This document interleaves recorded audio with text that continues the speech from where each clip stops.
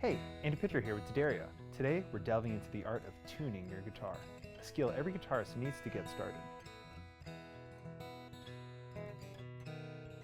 The standard tuning for a guitar is E, A, D, G, B, E, starting with the thickest string, the low E, to the thinnest string, the high E. Each string is associated with a specific note. It's easy to remember with this mnemonic device. Eddie ate dynamite, goodbye Eddie. It may be graphic, but I heard it once and it never left me, so if it works, it works. You can tune your guitar by ear, but to be in tune with others, you'll want to start with a reference pitch, which you can get from a piano, a tuning fork, a phone app, or preferably your own guitar using an electronic tuner. Start by playing the low E string, the thickest string. Compare the sound with the reference pitch's low E. If you're using a tuner, you can use the readout to see if you're playing an E. You can adjust this string by turning the tuning peg until the pitches match. Use your ears to discern whether the string needs to be tightened, raising the pitch, or loosened, lowering the pitch. The A string. Place your index finger on the 5th fret of the low E string. Pluck your open A string, the next thickest, and adjust its tension to match the reference pitch of the low E at the 5th fret.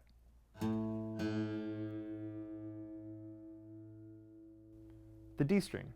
Place your index finger on the 5th fret of the A string. Pluck the open D string, the next thickest, and adjust its tension to match the reference pitch of the A at the 5th fret. The G string.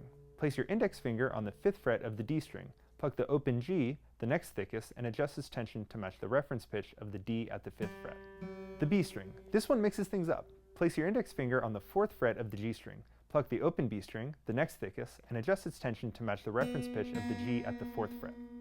The high E string. I know that switch up was wild, but we're back to our old ways now. Place your index finger on the 5th fret of the B string. Pluck the open E string, the thinnest, and adjust its tension to match the reference pitch of the B string at the 5th fret. After tuning each string individually, strum all the strings together and listen for any out-of-tune strings. If you make a regular habit out of checking with a few consistent chords after each tuning, you'll train your ear to catch what's out of tune.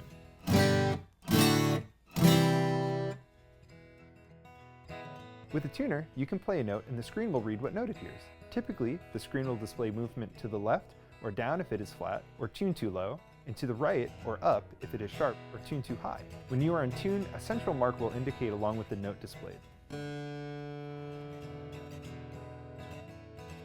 Make sure your strings are settled when you install them by gently pulling them from the 12th fret so that they are not caught on anything at the tuner or at the bridge. This is often called stretching. You're not actually stretching the metal, you're settling the string into place. You can also use a string lubricant like the D'Addario Lubricant at the nut slot or draw into the nut slot with a graphite pencil, assuring that the strings do not stick to the nut. Keep your strings fresh. With time, all things wear out. Guitar strings can lose their intonation with age, bend on frets, or be damaged by our hands' natural oils. To help with this, you'll want to keep your strings clean. You can wash your hands before you play, or use a microfiber cloth to wipe down your strings after each play session, along with the occasional string cleaning with a solution like D'Addario Accelerate.